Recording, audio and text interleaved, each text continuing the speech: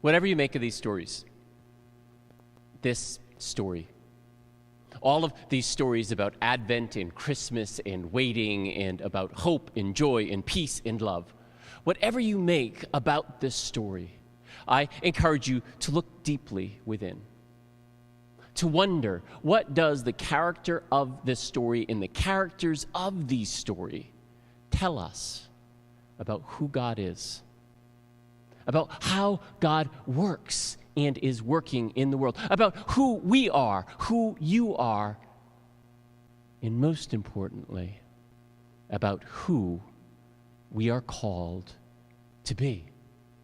In a world of fear, it is easy for us to be distracted, to lose this story, to miss this message. All of these different ways that we are trapped within traditions, that we are comforted by all of these carols, that we live trying to live to the expectations of others. So, several years ago, it was about this time of year, and I was living in Chicago, and my sister came, and she brought with her my then 3-year-old nephew, Zach. And wanting to be the good uncle and wanting to make sure that we did everything just right, my sister and we took Zach to the downtown department store, and we stood in line for like 3.5 hours waiting so that he could see Santa. As we wait, of course, all of the kids are milling about, and all of the parents are getting impatient. And we go down this long, long, narrow hall, and we wind around corner after corner after corner, and finally, we're like almost there. And little Zach, he peers around the corner, and this narrow little hallway opens up into this big, expansive room. And he sees there this oversized stuffed chair where old St. Nick is sitting.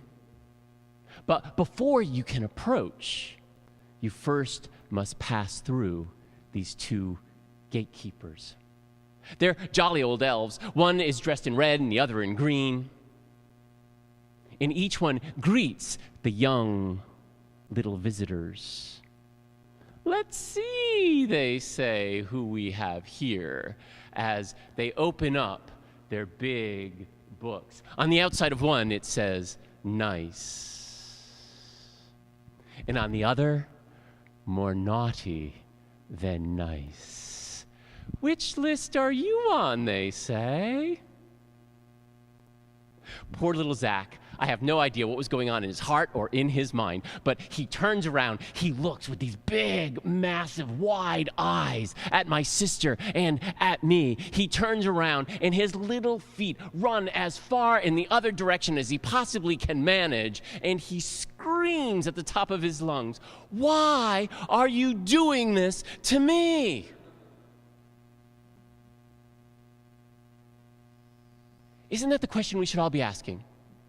Why are you doing this to me? Why am I doing this to me? Why are we doing this to each other? In this world, think about all of the lists we keep, how we try to perform to the expectations of others to make sure that we're on the nice list and not on the naughty list, or maybe sometimes it's more fun to be on that other one. But one way or another, we spend our times living our lives trying to live up to the expectations of others. Why are you doing this to me? And what does that have to do with the character of the story and the characters in the story we choose to keep?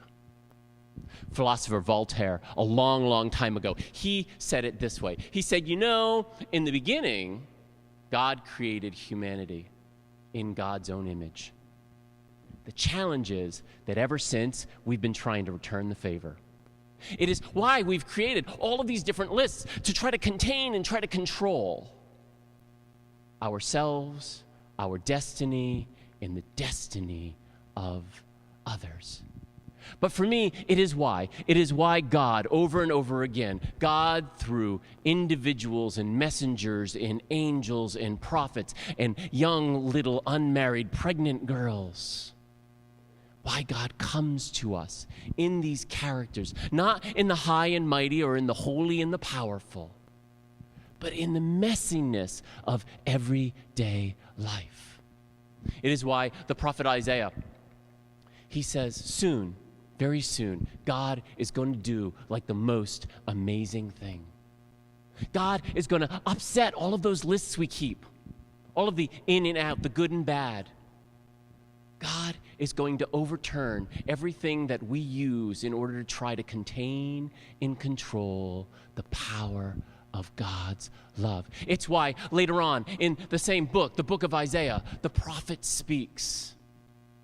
He says, in time, God's going to come to you. God's going to be with you. But it isn't going to look like anything that you hope or you imagine. It won't be something that's contained or controlled in all of the different kinds of lists that you are trying to keep. No, God's going to come to you. God's going to come to you in this young, pregnant, unwed girl. God's going to be born to you. Emmanuel is going to be with you, is going to come to you in ways that is going to so overturn and upset you that you will know that God is doing this most amazing thing. It is why then God dreams and Gabriel speaks and Elizabeth jumps, leaps joyfully as Mary approaches. It is because God works in the most amazing ways through the most unlikely people in the most challenging of circumstances. I mean, just imagine this. Here's the good news of great joy. God is with you. God has looked favorably upon you. You, young lady, you're going to get pregnant before you're married. All kinds of people are going to say all kinds of things about you. And you're going to be called to risk everything. But don't be afraid. God's with you, always. I have to imagine, initially, when Mary hears that, Mary's probably like Zach peering around the corner, eyes open wide. Like, what do you mean? How can this be? Eventually, she thinks about it. She prays about it. And finally, she comes to see. God, my God, our God, could actually use somebody like me. That's the most amazing thing. For somebody like Mary, for you, for I, for all of us, that God could actually be working in you. That the God of love could be born within and through you.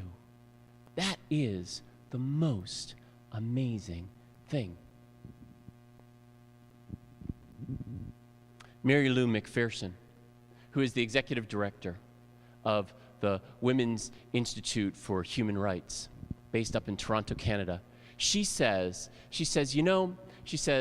for her, what God is up to is this. Change, she says, change happens in the world, not because it's a good thing to do, not because we have a great idea, not because it's fair or right or even the most loving of things.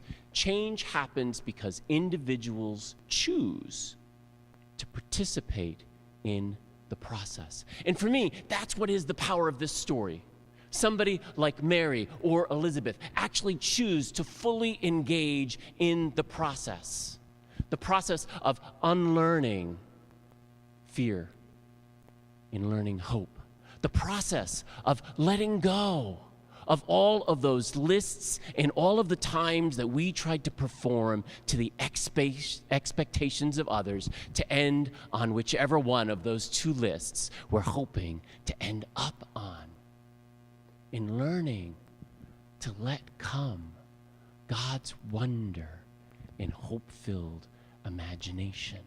It's about choosing to participate fully in the process of learning to move away from and outside of all of the negativity, the cynicism, the skepticism that so pollutes and fills our lives, our minds, our narratives, our stories, and choosing instead to listen carefully, to that still small voice speaking through every one of our long, silent nights, to hear God calling to you and through you and to people even like me. It is because people listen to that still small voice that we instill the hope within ourselves and within others, that Mary finds the courage to say, here I am, God, yeah, you can use me. It is because Elizabeth, old, thought to be well beyond her years, chooses to fully participate. It's because people like this lady who died just a week ago Saturday, her name is Rosanelle Eaton, 97 years old. President Barack Obama said, it's because of people like Rosanelle Eaton that he became who he was, because in her life, she saw that he so inspired me. Rosanelle Eaton, you see, by her own account, she was an ordinary person. She was the daughter of sharecroppers, the granddaughter of slaves that Abraham Lincoln had freed. She says, as a child, though, she saw all of the hurt that her family experienced. And so she said she prayed every single day that God would show her the way, that God would give her the ability and the capacity so that she might live the life that God needed her to lead. She didn't set out to create history. And yet, one day when she was 21 years old, she went down to the North Carolina courthouse in the small little rural county that she lived in. And she became one of the first African-American individuals in the state of North Carolina's history to be able to successfully register for vote. She says she went down there to the courthouse, and there were 3 big old white men, and they had all kinds of tests and all kinds of lists that they tried to keep her off of. Eventually, they decided to give her a test. In the spur of the moment, they put her back up against the wall, and they sat there, and they intimidated her, and they asked her to recite from memory the preamble to the U.S. Constitution, which she did successfully to their dismay and to her delight. And then she went on to register over 4,000 other people, to organize civil rights marches, and to be able to prepare housing and food for all those who ultimately ended up going on to the March on Washington in 1963. Rosanelle says, every day I asked God what God would need from me. And she said, what I understood was I needed to be willing to sacrifice my comfort and my safety in order to make the world a better place for my children and my grandchildren and to create the world I wanted it to be. Yes, it was uncomfortable. Yes, it caused hardship. Yes, people from the KKK and the Night Riders, they burned crosses on her lawn. And yet she says, because when you give yourself to the Lord and when you focus on God, she said, you know what? God will protect you, and God will guide you, and God will give you the capability to move through and beyond all of that fear and all of the obstacles that people are trying to put in your way. It is why I believe the characters in this story and the characters of this story matters. It's why God comes to us in this unwed young lady, Mary. It's why God comes and speaks to the poor and lowly shepherds. It's why light breaks into darkness and that poor baby cries to open up and break every one of our silent nights. Several years later, another Christmas, I find myself in that same department store. I'm down there in the basement and I'm finishing up a purchase, and the clerk behind the register, she starts to pack up the things that I bought, and while she's doing that, she says, pointing to the little credit card thing, she says, oh, by the way, you can approve yourself whenever you're ready.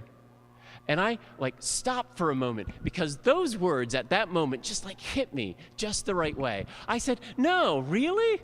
I feel like I've been trying to seek approval all my life in all these different ways in these lists that I tried to get on. And all I had to do was stop on down here and just find out that I had the power to approve myself. She smiles, she chuckles, she says, I've been saying that line all week, just waiting for that kind of a reaction. And then we just kind of get going in this little chatting back and forth. And I said, and then there are those people, and she just kind of picks on up and she just takes it away. She says, and then there are those people who just want to sit in the judgment seat. They just think that they know what's right and what's wrong, who's in and who's out. She says, honey, child, just you pay them no mind. The only power they have is the power that you give them. God loves you for who you are. And then as she finishes packing up the bag and she goes to hand it to me, she says, and if you parked here, by the way, you're validated already too. This is what the power is of this story. This, for me, is what the characters in this story tell us about the character of who God is and how God works and how God is trying to give life to you, in you, and through you once more. We don't have to live trying to get onto these lists of good and bad and naughty and nice and in and out, because you were created by the living God. You are loved by the living God, and you are already approved and validated in ways that you could never ever hope for or imagine. In this Christmas season, may you find time to celebrate that kind of joy and give God's love birth once more. Amen.